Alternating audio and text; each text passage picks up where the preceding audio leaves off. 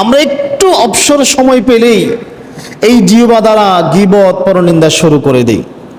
অথচ আনাস ইবনে মালিক রাদিয়াল্লাহু তাআলা আনহু বলেন, রাসূল সাল্লাল্লাহু আলাইহি ওয়াসাল্লাম বলেছেন, আমার প্রতিপালক যখন আমাকে মেরাজে নিয়ে গেলেন, আমি তখন কতিপয় লোকদেরকে দেখলাম তাদের নখগুলি লম্বা লম্বা তামার। তাদের নখগুলি কেমন? বড় বড় তামার নখ।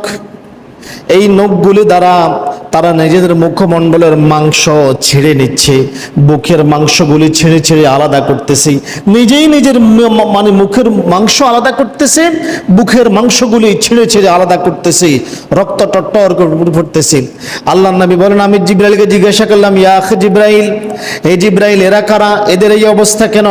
আল্লাহর নবীর তখন জিবরাইল আলাইহিস সালাম জবাব দিলেন, ইয়া রাসূলুল্লাহ, এরা হচ্ছে ওই সমস্ত লোক যারা দুনিয়াতে মানুষের গোশত খেত।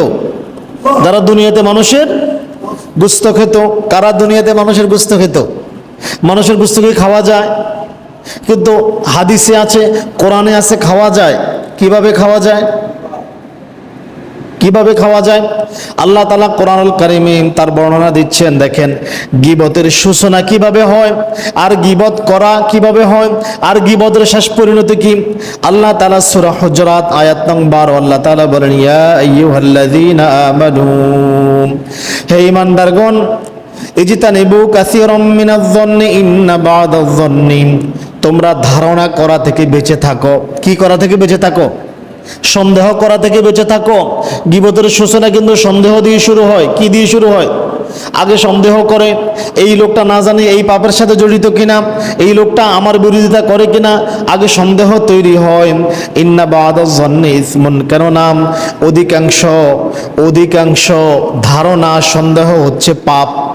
অধিকাংশ ধারণা কি? আপনার সব ধারণা সঠিক নাও হতে পারে, অধিকাংশ ধারণা পাপ। ওয়ালা তাজাসসু, আর তোমরা একে অপরের গোপনীয় বিষয় অনুসন্ধান করো না।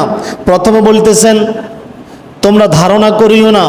ধারণা করার পরে একজন মানুষের ভিতরে কারো জন্য সন্দেহ প্রবেশ করে, এরপরে তার পিছু লাগে, তার দোষ অনুসন্ধান করে। ওয়ালা তাজাসসু, আল্লাহর নবী বলতেছেন খবরদার তোমরা একে অপরের দোষ অনুসন্ধান, আল্লাহ তাআলা বলতেছেন তোমরা একে অপরের দোষ অনুসন্ধান করিও না।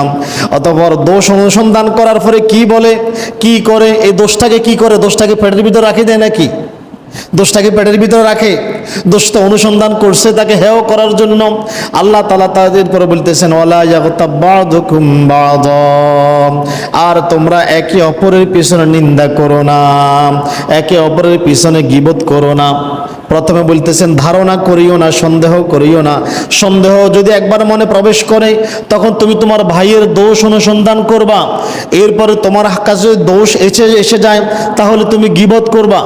তাহলে তুমি কি করবা? গীবত করবা। এইবারে গীবতের ভয়াবহ সম্পর্কে আল্লাহ তাআলা বলেন, আইয়ুহিব্বু আহাদুকুম আইয়াকুলা লাহমা আখিহি মাইতান ফাকারিহতুমু, আইয়ুহিব্বু আহাদুকুম, তোমাদের মধ্যে কেউ কি ভালোবাসে, পছন্দ করে, আইয়াকুলা লাহমা আখিহি মাইতান, তার মৃত ভাইয়ের গোশত খেতে? কেউ কি পছন্দ করে? তার ভাইয়ের গোশত খেতে পছন্দ করবে কেউ? মানুষকে মানুষের গোশত খায়?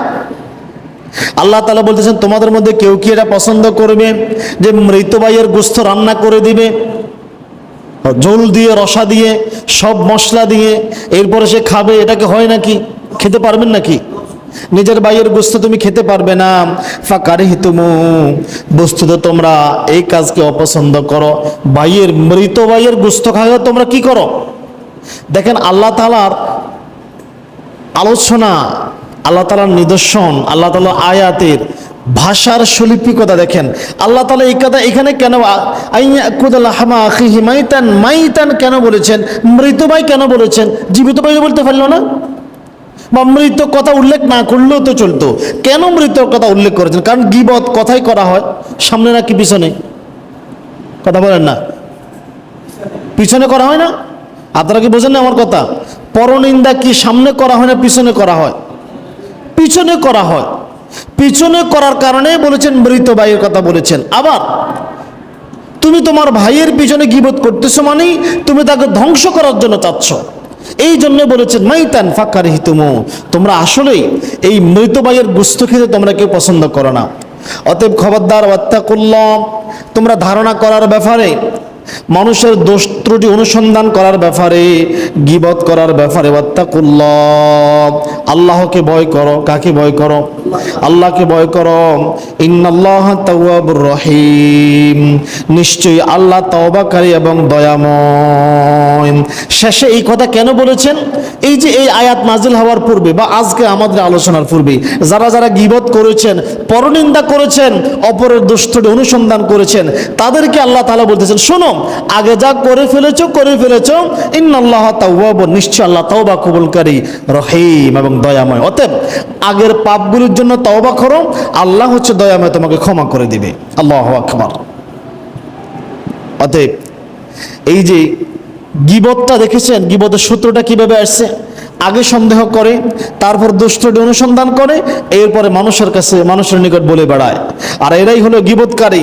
গীবত কাকে বলে? গীবত কাকে বলে আমরা কিন্তু এটা বুঝি না। গীবত কাকে বলে আমরা এটাই বুঝি না। আমরা মনে করি কি, মনে করেন আমাদের মসজিদের ইমাম সাহেব, আমার কথাই বললাম আর কি, আমাদের মসজিদের ইমাম সাহেব একটা পাপ করলো, একটা ভুল করলো, ভুলটা দেখলাম, দেখার পরে সবার কাছে বলে বেড়াইলাম। আমরা মনে করি এটা হচ্ছে আমি সঠিক কথা বলছি, আমরা মনে করি এটা কি সঠিক কথা বলছি, কিন্তু আসলে এটাই গীবত।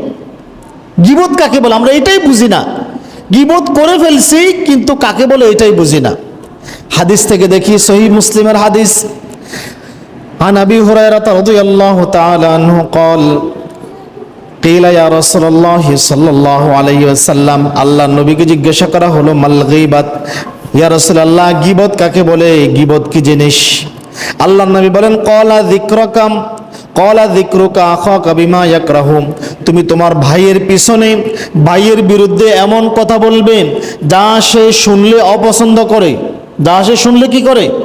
অপছন্দ করে, তার ক্ষতি হতে পারে, সে কষ্ট পেতে পারে। তুমি তোমার ভাইয়ের পিছনে এমন কথা বললে।